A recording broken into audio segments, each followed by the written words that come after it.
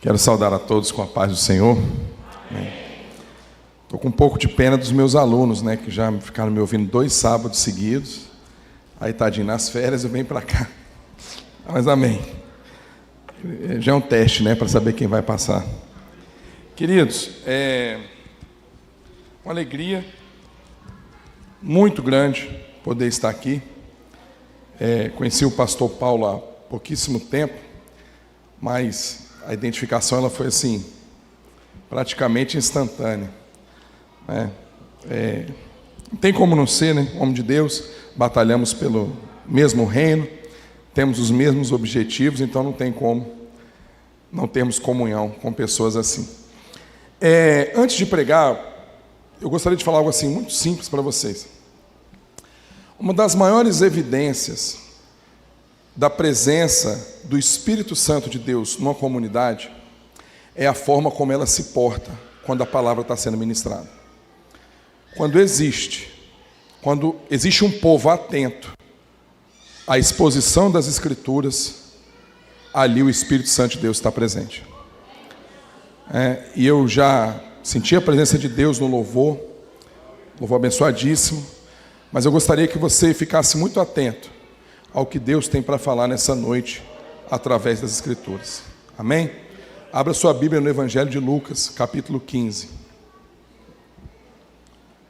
Quem é crente, com certeza já ouviu uma pregação na parábola do filho pródigo. Vai ouvir outra hoje. Amém? Mas a palavra de Deus é viva e se renova a cada dia. Amém? Lucas 15.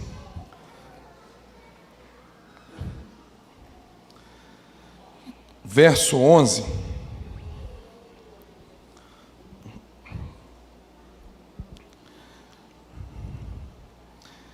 Eu vou pedir que vocês, quem está com a Bíblia, deixe a Bíblia aberta para ir acompanhando a exposição, porque nós vamos citar vários versos.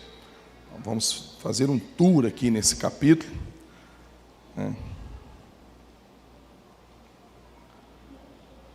Amém? Todos acharam? Amém. Sentados mesmos, vamos ler. Minha versão é a versão Almeida, século 21. Diz assim: Disse mais: certo homem tinha 2 filhos. O mais moço disse ao pai: Pai, dá-me a parte dos bens que me cabe por herança. Então o pai repartiu seus bens entre eles. Poucos dias depois, o filho mais moço, juntando todas as suas coisas, partiu para um país distante, e lá desperdiçou seus bens, vivendo de modo irresponsável. Amém? Então, a parábola do filho pródigo, ela talvez seja um dos textos mais conhecidos e pregados das Escrituras. A Bíblia tem passagens que até quem não é crente, quem não conhece, o Salmo 23, por exemplo, o filho pródigo também, se você é crente há um pouquinho mais de tempo, você já ouviu alguma exposição, você conhece a história do filho pródigo, são histórias bíblicas que as crianças ouvem, o Zaqueu, o filho pródigo, Sansão, enfim, está dentre os textos mais conhecidos das Escrituras, porque de fato é uma história muito interessante. Agora, em qual situação que Cristo conta essa parábola? Por que Cristo contou a parábola do filho pródigo? A gente precisa ter em mente que tudo que Cristo fez, ele tinha um objetivo específico. E todas as parábolas, toda a Escritura, ela está dentro de um contexto. E esse contexto está no capítulo 15, aqui mesmo, no verso 1. Vamos lá comigo? Diz assim, por isso que eu pedi para vocês deixarem a Bíblia aberta. Todos os publicanos e pecadores aproximavam-se dele para ouvir. Aproximavam-se de quem? De Jesus. Mas os fariseus e os escribas o criticavam, dizendo: este recebe pecadores e come com eles. Então, era mais ou menos assim.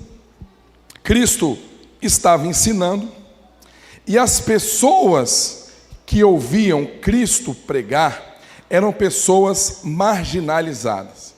Quem eram essas pessoas? Publicanos. Quem eram os publicanos? Os publicanos eram cobradores de impostos a serviço de Roma. Era um judeu que se vendia para os romanos. Ele se transformava num cobrador de impostos. Ele cobrava imposto do seu próprio povo. E era odiado. Os judeus odiavam os publicanos. Odiavam. E pecadores. Para o judeu, quem não era judeu, já era pecador. E Cristo, ele convivia com essas pessoas. E essas pessoas sentavam para ouvi-lo. Os publicanos, vendo os fariseus e os escribas, os fariseus eram a elite religiosa da época, eles eram os guardiões da lei de Moisés. Então, os escribas e fariseus, vendo essa cena, começavam a criticar. E falavam, olha, ele come com pecadores e publicanos, ele senta junto de pecadores e publicanos. A resposta de Cristo foi a seguinte: eu tenho 3 histórias para contar para vocês. Aqui, ó. Verso 3. Então contou-lhes esta parábola. A partir do verso 3, Cristo desenvolve ali 3 parábolas. Quais são essas parábolas? Primeira, a parábola da ovelha. Um homem que tinha 100 ovelhas, uma se perde, ele deixa as 99 e faz o quê? Vai buscar a sua ovelha perdida e volta com aquela ovelha que foi achada. E como que ele conclui? Como Cristo conclui essa parábola? Verso 7. Digo-vos que no céu haverá mais alegria para o pecador que se arrepende do que por 99 justos que não precisam de arrependimento. Aí Cristo conta outra parábola, que é a parábola das 10 dracmas. Uma mulher tinha 10 dracmas. A dracma era, ou denário, era a mesma coisa. Era um pagamento por um dia de trabalho. Então a mulher tinha 10 moedas dessas, 10 dracmas, ela perde uma. Ela varre a casa ali procurando aquela moeda e acha. E ela se alegra por ter achado aquela moeda. Aí Cristo conclui exatamente assim a parábola das dracmas. Verso 10. Eu vos digo que assim a alegria na presença dos anjos de Deus por um pecador que se arrepende. Percebe? As 3 parábolas, obrigado, minha irmã. As 3 parábolas falavam de quê? Arrependimento. Percebe que essas parábolas são a resposta para os fariseus. E qual das 3 parábolas nós vamos ficar atentos e buscar de Deus lições práticas para as nossas vidas nessa noite? A parábola do filho pródigo.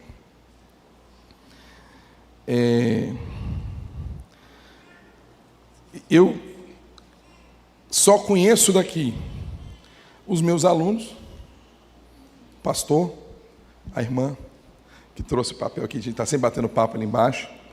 Eu não conheço mais ninguém. Eu não sei quem é você que entrou aqui, eu não sei como você entrou aqui essa noite, mas eu sei uma coisa. Se Deus mandou pregar esse sermão essa noite, nós temos filhos pródigos aqui essa noite. Nós temos pessoas que precisam se arrepender. Nós temos pessoas que precisam de uma conversão. O que é uma conversão? É quando você está indo numa direção, você converte. Muita gente que entrou aqui essa noite precisa de mudar a direção da sua vida. E eu quero trabalhar essa pregação com você de forma muito calma e devagar, para que você me compreenda. Tranquilo? Então, Cristo desenvolve essa parábola a partir do verso 11. Percebe? Ele começa, primeira parábola, parábola da ovelha perdida. Depois, parábola da dracma. Aí ele inicia, então, a parábola do filho pródigo. Ele fala, e disse mais, um homem tinha 2 filhos. Um mais moço e o outro mais velho. Então, essa parábola, nós temos 3 personagens centrais. Quem são os personagens da parábola do filho pródigo? Nós temos o pai, nós temos um filho mais novo e nós temos um filho mais velho. Um pai e 2 filhos. Tá? E a parábola, ela começa de forma muito simples. O filho mais novo se aproxima do pai e fala: pai, é o seguinte, eu quero a minha parte que me cabe na herança. Aqui, ó, verso 12, nós lemos aqui no início da pregação. O mais moço disse ao pai: pai, dá-me a parte dos bens que me cabe por herança. Então, o pai prontamente, o que o pai fez? Repartiu.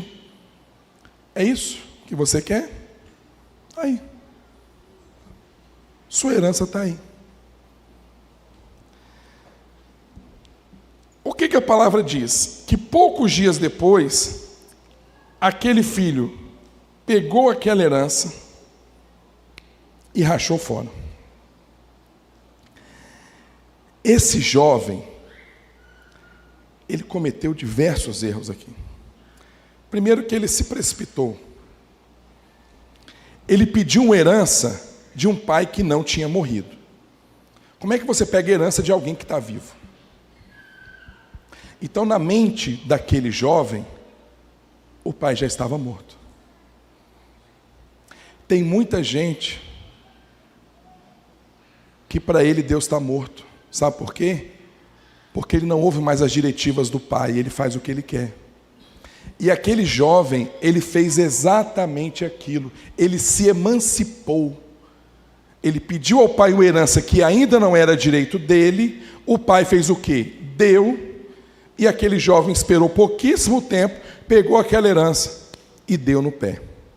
Então, ele primeiro, entre aspas, ele mata o seu pai. Quando a gente diz que serve a Deus e passa a tomar decisões por nossa própria conta, nós estamos matando Deus. Nós estamos pedindo a nossa herança. Nós estamos nos emancipando e nos afastando do Pai. O que ele tinha na casa do Pai? Além da sua herança: cuidado, proteção, conselho, amor, carinho. Tudo isso ele tinha na casa do Pai. E o que ele faz? Prontamente, ele se emancipa, pega aquilo que é seu e, como dizem os jovens, meteu o pé, foi embora.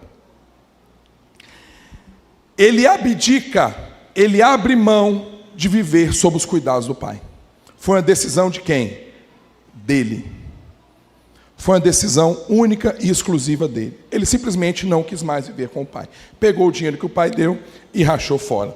Então, tem muita gente que hoje está fazendo isso, se afasta do pai, se afasta dos cuidados do pai. Aquele jovem fez o quê com aquele dinheiro? Ele foi para longe. E a Bíblia diz que ele passou a viver de maneira irresponsável. Irresponsável. O dinheiro durou pouco tempo, não sabemos quanto, mas o fato é que, depois de ter gastado toda a sua herança, aquele jovem precisava de um emprego, não tinha mais renda. Então, ele vai trabalhar. E ele estava numa situação, a Bíblia diz, que ninguém dava nada para ele. E ali, trabalhando com porcos, ele sentiu tanta fome que ele ficou com vontade de comer a lavagem que os porcos comiam. Até que aquele jovem caiu em si e falou bem assim: tanta fartura na casa do meu pai e eu aqui querendo comer comida de porco. Sabe qual é o problema, queridos? Tem gente que desvia, está comendo a comida de porco, mas não volta para a casa do pai. Tamanha dureza do coração. E se você entrou aqui essa noite e por acaso está afastado, já teve uma experiência com Deus, já teve um encontro com Cristo, você pode falar qualquer coisa para mim, menos que a sua vida está boa. Ninguém vive bem longe da casa do Pai. Você pode estar sendo enganado, ludibriado. Você pode estar com a falsa sensação de que você está bem. É porque sua herança ainda não acabou. E se Deus te trouxe aqui hoje, é porque Ele tem grande misericórdia de você, para que você escute essa pregação. Então,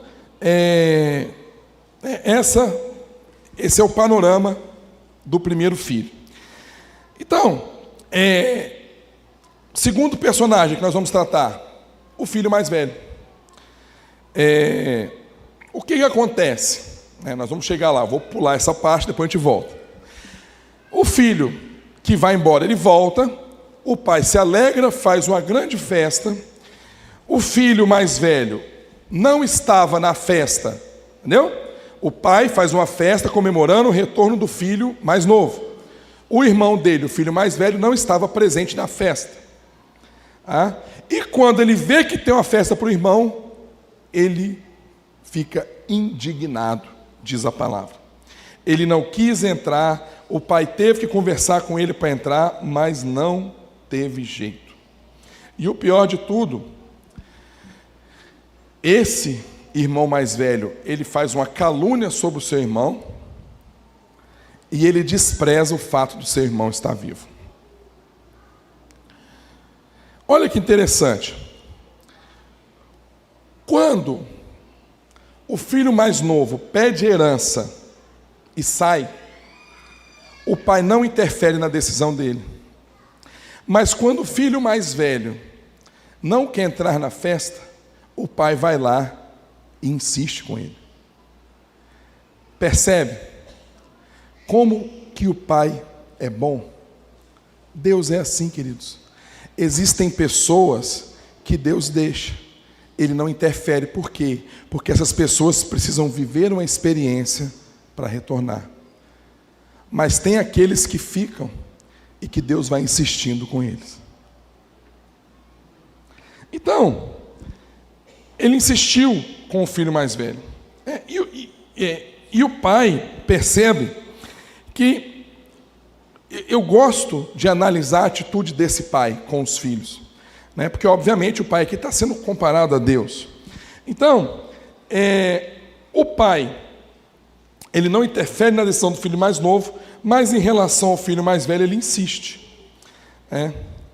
Tá, Ciro, você falou a parábola, você explicou a situação dos três personagens, o pai, o filho mais novo e o filho mais velho. Tudo bem. E daí? E daí que nós temos aplicações práticas para a nossa vida cristã. Esse texto tem muito, muito, muito a nos ensinar. Primeira aplicação prática que eu gostaria de fazer para vocês. Deus, Ele é soberano sobre todas as coisas. Deus é nosso Pai. E o melhor lugar para se estar é na casa do Pai. E Deus é tão bom que muitas vezes Ele não interfere nas nossas decisões. Isso chama-se livre-arbítrio. Eu sou um defensor ferrenho do livre-arbítrio. Eu acho que Deus realmente Ele deixa o ser humano decidir por si. Porque se a gente não tivesse a condição de decidir, Deus não teria nos dado intelecto para decidir. Tá? Então, percebe que a decisão daquele jovem foi calculada. Ele foi lá, ele pediu herança, ele saiu e ele gastou. Só fez bobagem. Mas a decisão dele de sair foi completamente calculada. E por que muitas vezes Deus não interfere no nosso livre-arbítrio, nas nossas decisões? Porque Deus quer nos ensinar algo. Eu queria falar uma coisa para você que entrou aqui essa noite. Se você tomou alguma decisão errada na sua vida, se você está numa situação difícil, às vezes você está aí desejando comer a lavagem, igual esse rapaz estava, você não vê saída,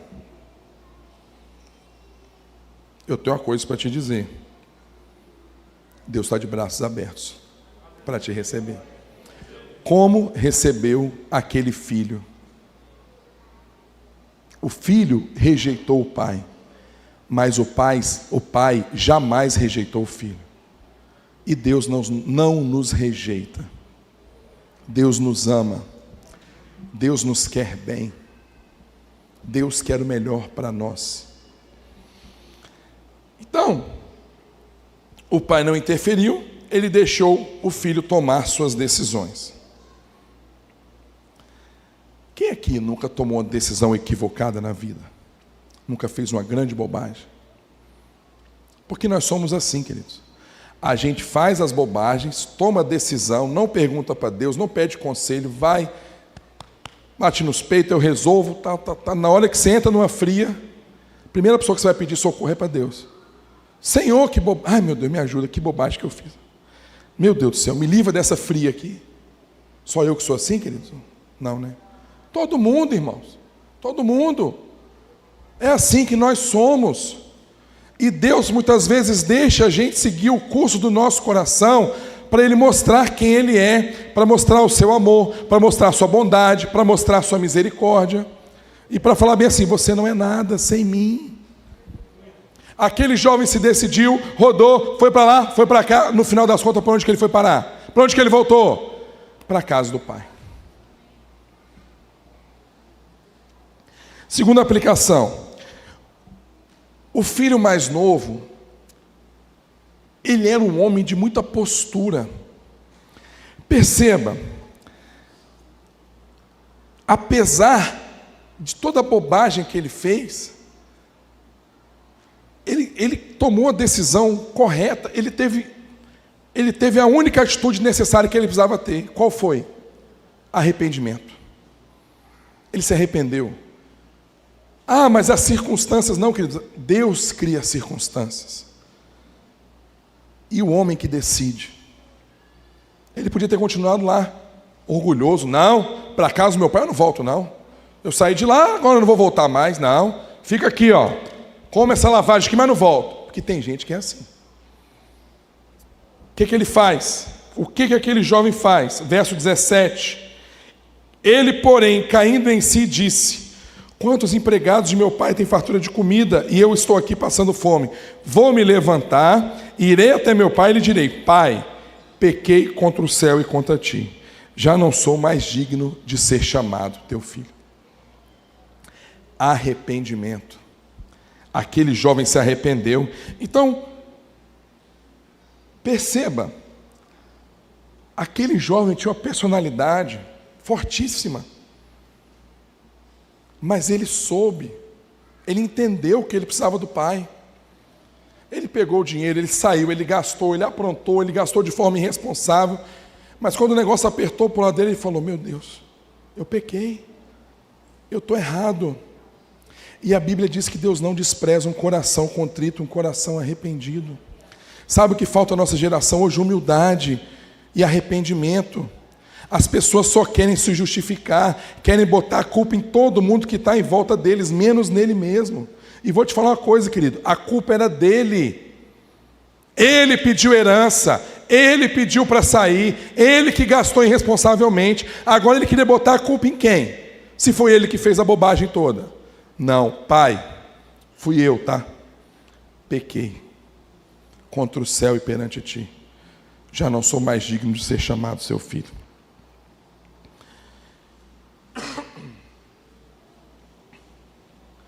O que te prende de se decidir por Jesus hoje? De tomar a decisão que esse jovem tomou e se arrepender?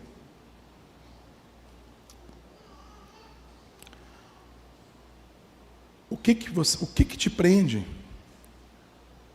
Bebida? Farra? Sexo? O que te prende no mundo hoje? Por que você não toma decisão e se decide por Cristo hoje? O que está faltando? Você quer chegar numa situação insuportável de ter que comer bolota de porco? Ou você vai se decidir em estar na casa do Pai essa noite?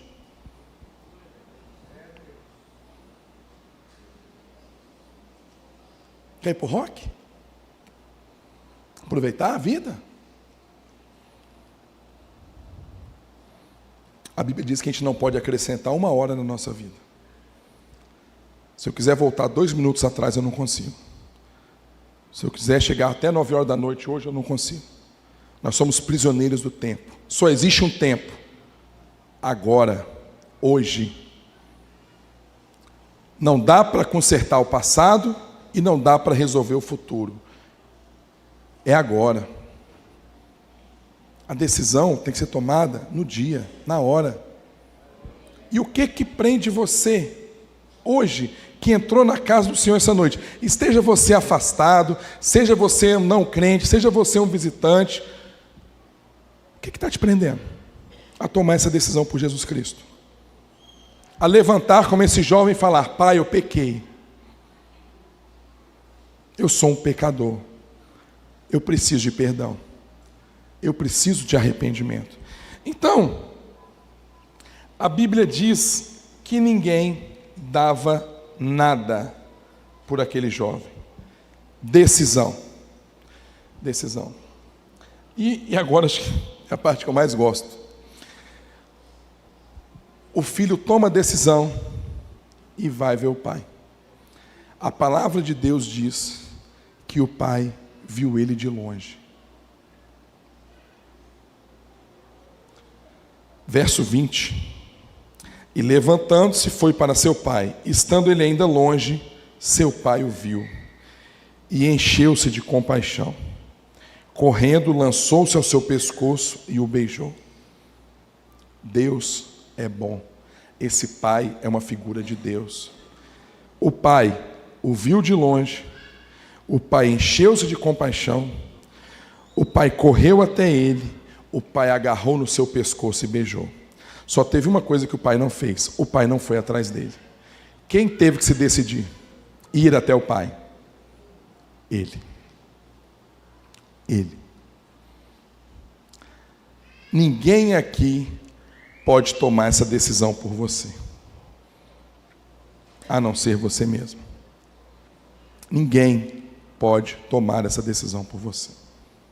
Só você. A alegria foi tanta que ele nem respondeu o filho. Percebe? Verso 21. E o filho lhe disse: Pai, pequei contra o céu e contra ti, não sou digno de ser chamado seu filho. Mas o pai disse aos servos: Trazei depressa a melhor roupa, vestiu, põe um anel no seu dedo e sandália nos seus pés.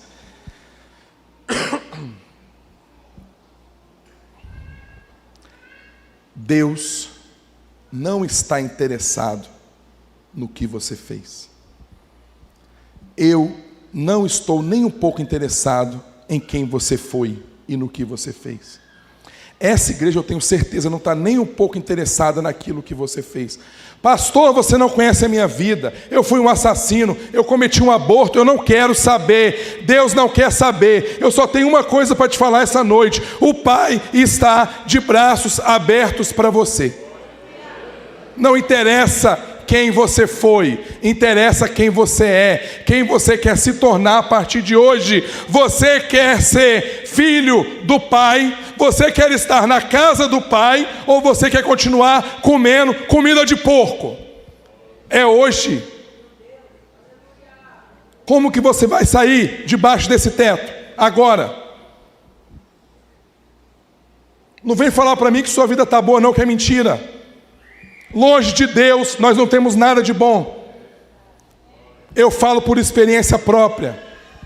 E só uma pessoa que sentiu esse amor do Pai, que sentiu esse abraço do Pai, que sentiu o Pai falando: vem, eu não quero saber o que você fez.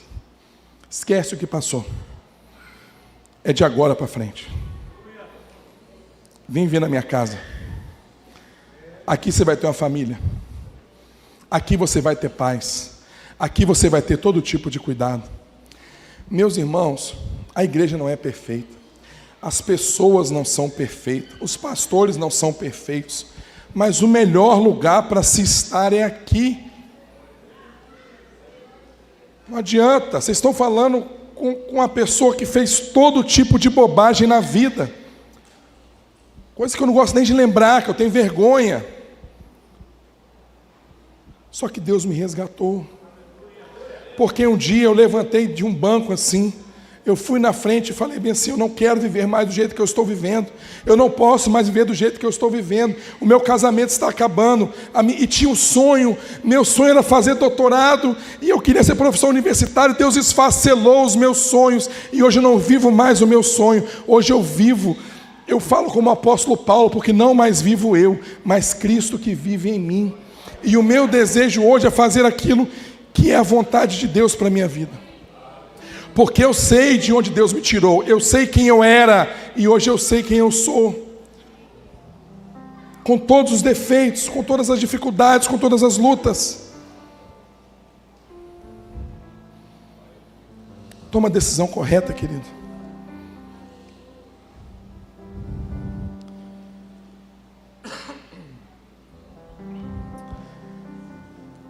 Essa mensagem é um convite ao arrependimento. Às vezes, você precisa se perdoar.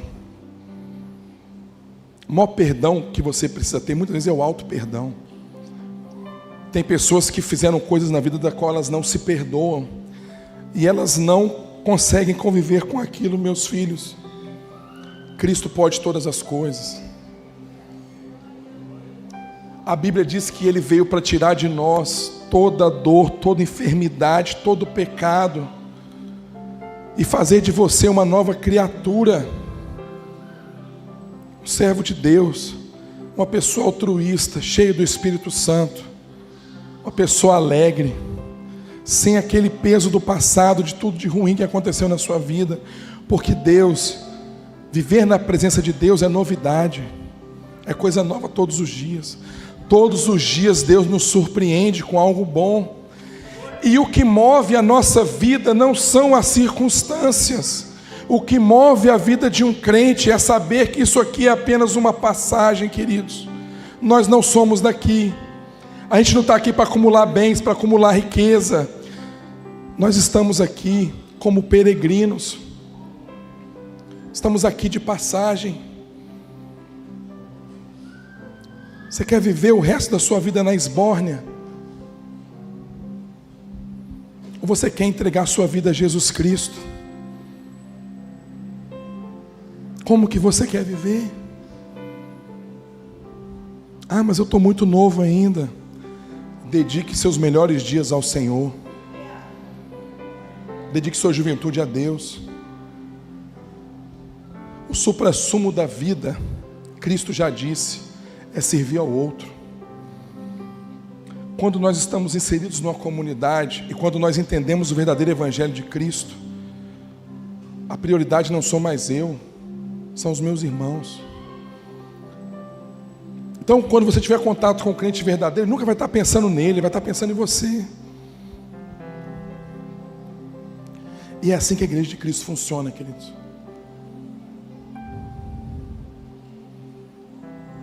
Perdoe-se. Perdoe-se. Concluindo.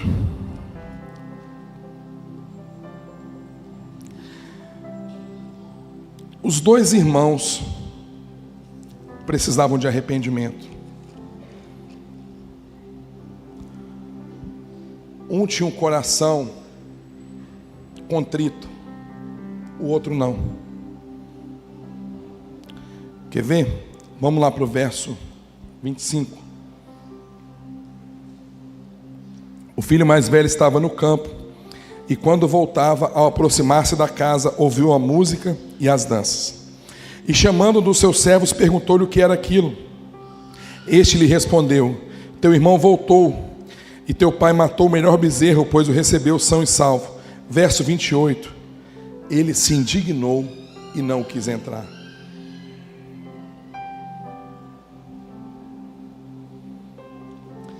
Esse jovem vivia na casa do pai, mas o seu coração era duro. A Bíblia diz que ele se indignou. Pensa, o homem barbado fazendo birra, zangou e falou assim: não vou entrar não, essa festa aí não é não. Que coisa, birrento, mentiroso. Ele porém respondeu ao pai: há tantos anos te sirvo e nunca desobedeci a uma ordem sua.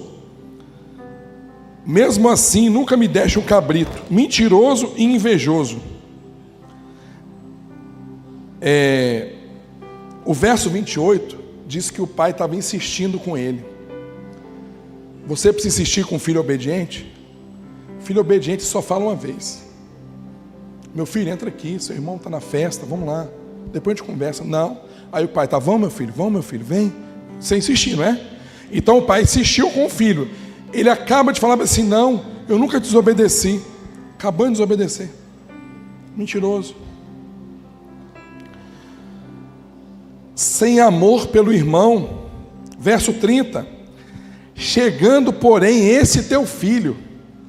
O cara era irmão dele, de sangue. Esse teu filho aí, ó. Ele disse que o irmão gastou tudo com as prostitutas. A Bíblia não diz isso. Diz que ele gastou de maneira irresponsável. Não fala com o quê. Ele pode ter feito uma série de outras coisas. Então, perceba. Esse vivia na casa do pai, mas tinha o coração duro, era desobediente, era invejoso, era invejoso e não teve jeito para ele.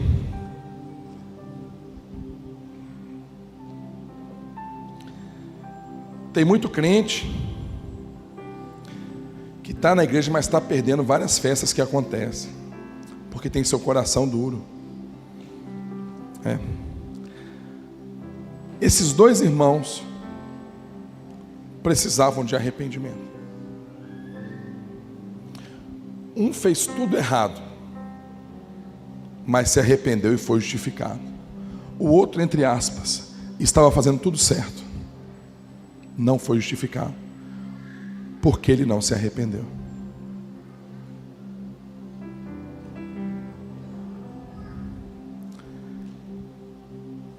É uma noite para arrependimento.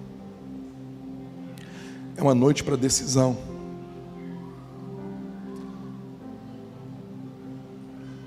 O Ministério de Louvor vai cantar esse louvor. Talvez um dos louvores mais bonitos que apareceu aí nos últimos tempos. És fiel em todo tempo. Em todo tempo tu és tão bom. A bondade de Deus nos seguirá. Salmo 23 diz que bondade e misericórdia me seguirão todos os dias da minha vida. Como é que você quer viver?